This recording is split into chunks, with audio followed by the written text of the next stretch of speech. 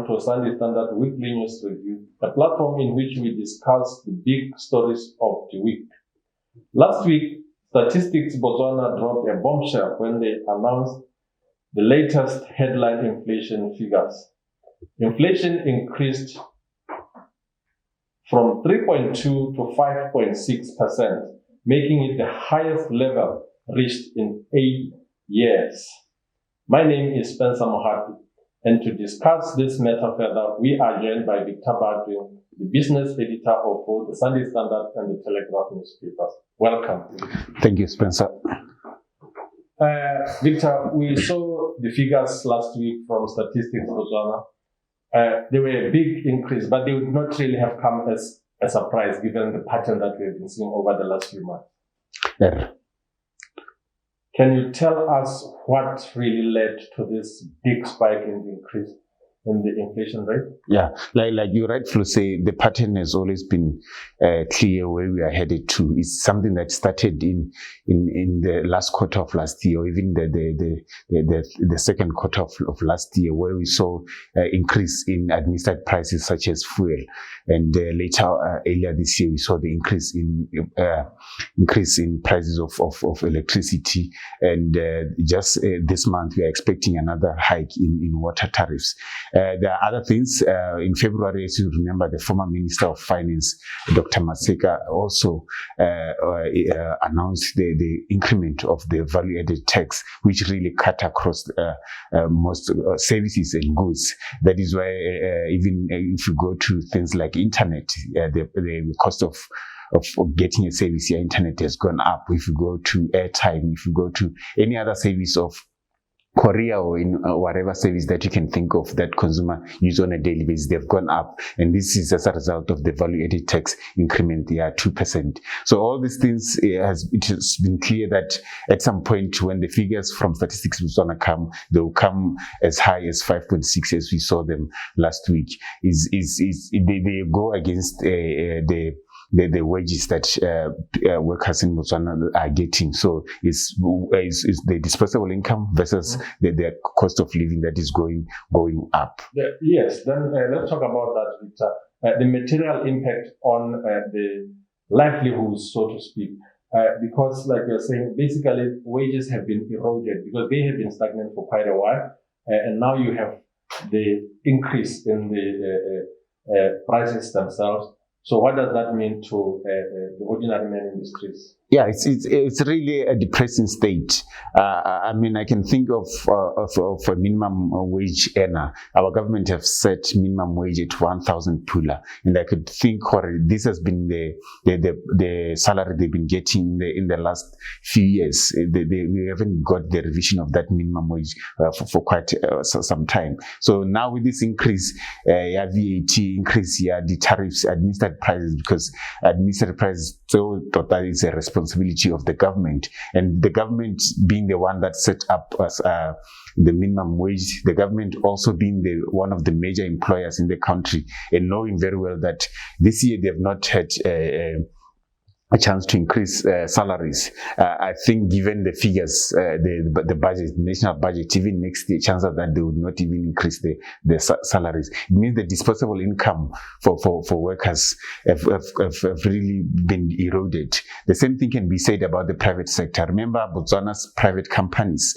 they are most reliant on government. They take their business from government. So when government doesn't have money, it means private companies, they tend to become selfish and look at containing their cost. And one of the things they look at is to avoid by any chance to increase any salaries. So a lot of workers in the private sector, they've not got their salary increase in the last few years.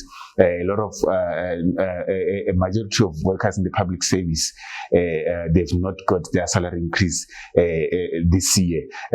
Those who got the increase was, I think 2019, that's when we heard about Bontole in the army forces, and already that has been eroded given the rising cost of living in this country. And following this announcement by Statistics Botswana, the central bank, the Bank of Botswana, is most likely also to respond at their next sitting of the monetary policy.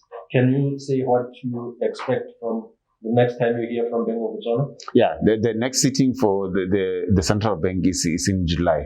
Remember, the interest really for the central bank, from where I see it, mostly their interest is about the currency value, the pooler value, to really look at Hore doesn't lose value. So even if they set this range in 3 to 6, their much interest is much more about the currency, or our currency. They probably also want to contain inflation within that level, but given what has been happening, we saw a large part of the last year they cut the interest rate. So chances are that as the cost of living goes up, the bank would want to maintain the current rate, or even cut it further.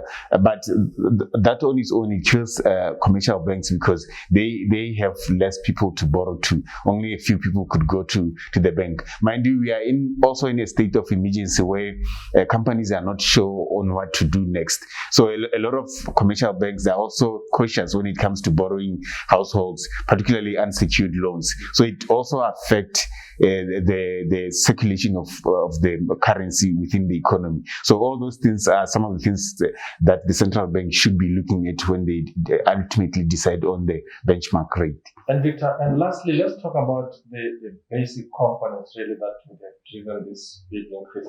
Let's talk about the water, the tariffs. Let's talk about electricity, and lastly, housing.